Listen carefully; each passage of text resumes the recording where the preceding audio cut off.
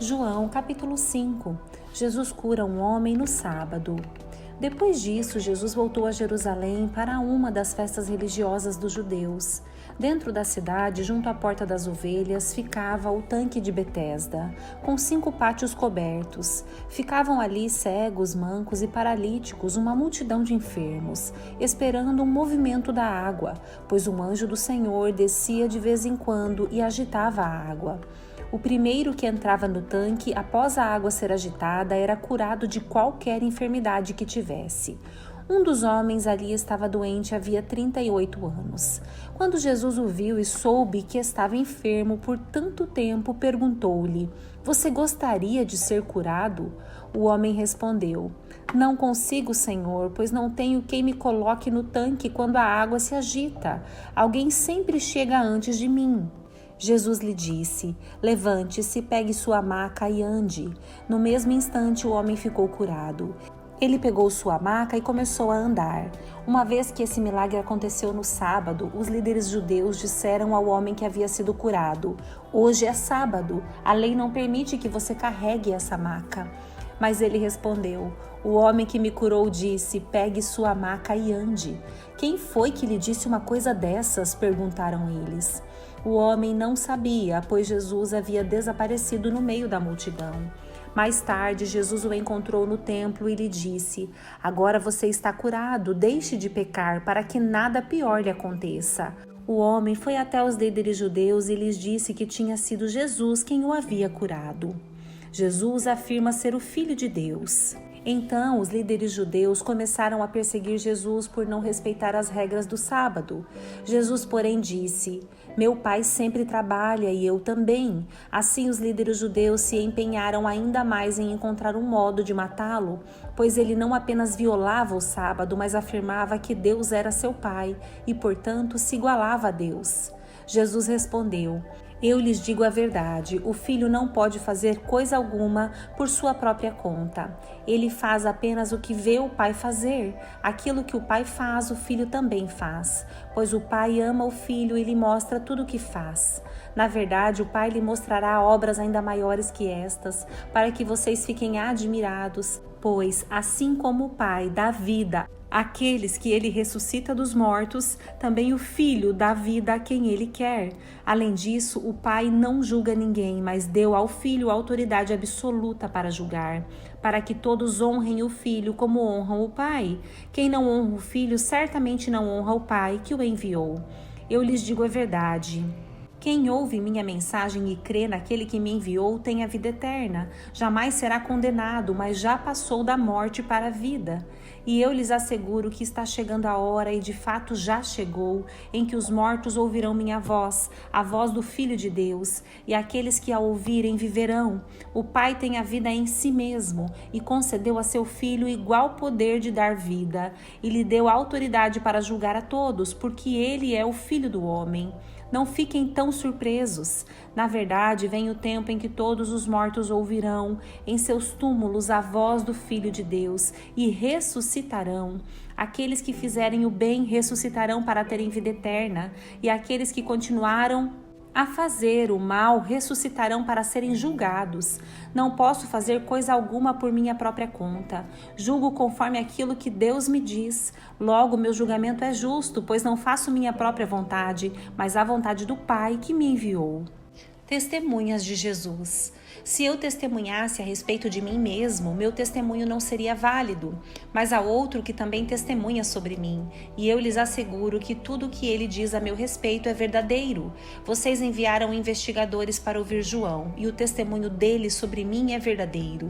Claro que não tenho necessidade alguma de testemunhas humanas, mas digo estas coisas para que vocês sejam salvos.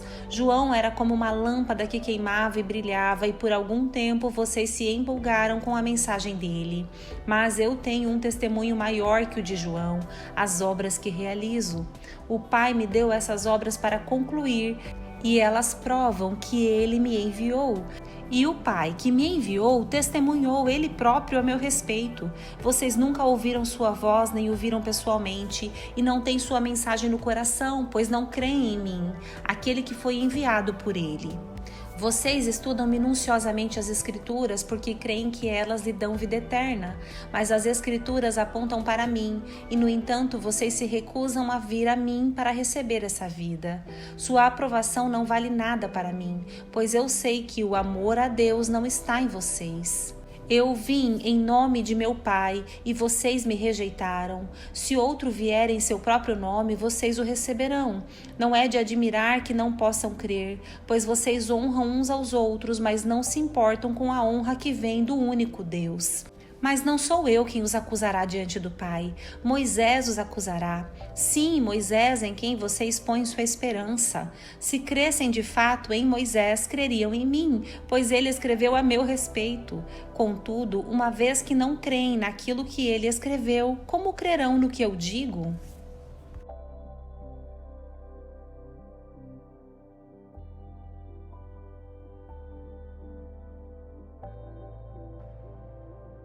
João capítulo 6. A primeira multiplicação dos pães.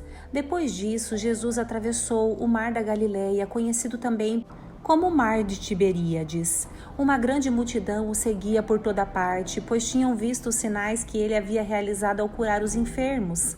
Então Jesus subiu a um monte e sentou-se com seus discípulos. Era quase tempo da festa judaica da Páscoa. Jesus logo viu uma grande multidão que vinha a seu encontro. Voltando-se para Filipe, perguntou: Onde podemos comprar pão para alimentar toda essa gente? Disse isso para pôr Filipe à prova, pois já sabia o que ia fazer. Filipe respondeu: Mesmo que trabalhássemos vários meses, não teríamos dinheiro suficiente para dar alimento a todos. Então um de seus discípulos, André, irmão de Simão Pedro, falou: Aqui está um rapaz com 5 pães de cevada e 2 peixes. Mas que adianta isso para tanta gente? Jesus respondeu: Digam ao povo que se sente. Todos se sentaram na grama que cobria o monte. Só os homens eram cerca de 5.000. Então Jesus tomou os pães, agradeceu a Deus e os repartiu entre o povo. Em seguida, fez o mesmo com os peixes, e todos comeram à vontade. Depois que todos estavam satisfeitos, Jesus disse a seus discípulos: Agora juntem os pedaços que sobraram para que nada se desperdice. Eles juntaram o que restou e encheram 12 cestos com as sobras. Quando o povo viu Jesus fazer esse sinal, exclamou: Sem dúvida, ele é o profeta que haveria de vir ao mundo. Jesus sabia que pretendiam obrigá-lo a ser rei deles, de modo que se retirou sozinho para o monte. Jesus anda sobre o mar. Ao entardecer, os discípulos de Jesus desceram à praia, entraram no barco e atravessaram o mar em direção a Cafarnaum. Quando escureceu, porém, Jesus ainda não tinha vindo se encontrar com eles. Logo, um vento forte veio sobre eles e o mar ficou muito agitado. Depois de remarem 5 ou 6 quilômetros, de repente viram Jesus caminhando sobre o mar, em direção ao barco. Ficaram aterrorizados, mas ele lhes disse: Sou eu, não tenham medo. Eles o receberam no barco e logo em seguida chegaram a seu destino. Jesus, o pão da vida. No dia seguinte, a multidão que tinha ficado do outro lado do mar viu que os discípulos haviam pegado o único barco dali e que Jesus não fora com eles. Alguns barcos de Tiberíades se aproximaram do lugar onde o povo tinha comido os pães depois que o Senhor os abençoou.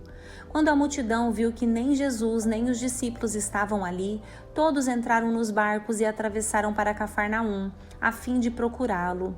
Encontraram-no do outro lado do mar e lhe perguntaram: Rabi, quando o Senhor chegou aqui? Jesus respondeu: Eu lhes digo a verdade, vocês querem estar comigo não porque entenderam os sinais, mas porque lhes dei alimento. Não se preocupem tanto com as coisas que se estragam, com a comida, mas usem suas energias buscando o alimento que permanece para a vida eterna, o qual o Filho do Homem pode lhes dar, pois Deus, o Pai, colocou em mim seu selo de aprovação. Nós também queremos realizar as obras de Deus, disseram eles. O que devemos fazer? Jesus lhes disse: Esta é a única obra que Deus quer de vocês. Creiam naquele que ele enviou. Eles responderam: Se deseja que creiamos no Senhor, mostre-nos um sinal. O que o Senhor pode fazer? Afinal, nossos antepassados comeram maná no deserto. As Escrituras dizem: Moisés lhes deu de comer pão do céu. Jesus disse: Eu lhes digo a verdade, não foi Moisés quem lhes deu o pão do céu, é meu Pai quem dá o verdadeiro pão do céu a vocês. O verdadeiro pão de Deus é aquele que desce do céu e dá a vida ao mundo. Senhor, dê-nos desse pão todos os dias, disseram eles. Jesus respondeu: Eu sou o pão da vida. Quem vem a mim nunca mais terá fome. Quem crê em mim nunca mais terá sede. Mas vocês não creram em mim, embora me tenham visto. Contudo, aqueles que o Pai me dá virão a mim, e eu jamais os rejeitarei. Pois desci do céu para fazer a vontade daquele que me enviou, e não minha própria vontade. E esta é a vontade de Deus, que eu não perca um sequer de todos que Ele me deu, mas que ressuscite todos no último dia. Pois é a vontade de meu Pai que todo aquele que olhar para o Filho e nele crer tenha vida eterna, e eu o ressuscitarei no último dia. Então os judeus começaram a criticá-lo, pois ele havia afirmado: Eu sou o pão que desceu do céu. Diziam: Este não é Jesus, filho de José? Conhecemos seu pai e sua mãe, como ele pode dizer desci do céu? Jesus, porém, respondeu: Parem de me criticar, pois ninguém pode vir a mim se o Pai que me enviou não o trouxer a mim, e no último dia eu o ressuscitarei. Como dizem as Escrituras, todos eles serão ensinados por Deus. Todo aquele que ouve o Pai e aprende dele vem a mim. Não que alguém tenha visto o Pai, somente eu, que fui enviado por Deus, o vi. Eu lhes digo a verdade, quem crê tem a vida eterna. Sim, eu sou o pão da vida. Seus antepassados comeram maná no deserto, mas morreram. Quem comer o pão do céu, no entanto, jamais morrerá. Eu sou o pão vivo que desceu do céu. Quem comer deste pão viverá para sempre, e este pão que eu oferecerei para que o mundo viva é a minha carne. Então os judeus começaram a discutir entre si a respeito do que ele queria dizer. Como pode esse homem nos dar sua carne para comer? Perguntavam. Então Jesus disse novamente: Eu lhes digo a verdade, se vocês não comerem a carne do Filho do Homem e não beberem o seu sangue, não terão a vida em si mesmos. Mas quem come minha carne e bebe meu sangue terá a vida eterna, e eu o ressuscitarei no último dia, pois minha carne é a verdadeira comida e meu sangue é a verdadeira bebida. Quem come minha carne e bebe meu sangue permanece em mim e eu nele. Eu vivo por causa do Pai que vive e me enviou. Da mesma forma, quem se alimenta de mim viverá por minha causa. Eu sou o verdadeiro pão que desceu do céu. Seus antepassados comeram maná e morreram. Quem comer este pão não morrerá, mas viverá para sempre. Ele disse essas coisas quando ensinava na sinagoga de Cafarnaum. Muitos discípulos abandonam Jesus. Muitos de seus discípulos disseram: Sua mensagem é dura, quem é capaz de aceitá-la? Jesus, sabendo que seus discípulos reclamavam, disse: Isso os ofende? Então o que pensarão se virem o Filho do Homem subir ao céu onde estava antes? Somente o Espírito dá vida. A natureza humana não realiza coisa alguma. E as palavras que eu lhes disse são espírito e vida. Mas alguns de vocês não creem em mim. Pois Jesus sabia desde o princípio quem não acreditava nele e quem iria traí-lo. E acrescentou: Por isso eu disse que ninguém pode vir a mim a menos que o Pai o dê a mim. Nesse momento, muitos de seus discípulos se afastaram dele e o abandonaram. Então Jesus se voltou para os 12 e perguntou: Vocês também vão embora? Simão Pedro respondeu: Senhor, para quem iremos? O Senhor tem as palavras da vida eterna. Nós cremos e sabemos que o Senhor é o Santo de Deus. Então Jesus disse: Eu escolhi vocês 12, mas um de vocês é um diabo. Ele se referia a Judas, filho de Simão Iscariotes, um dos 12, que mais tarde o trairia.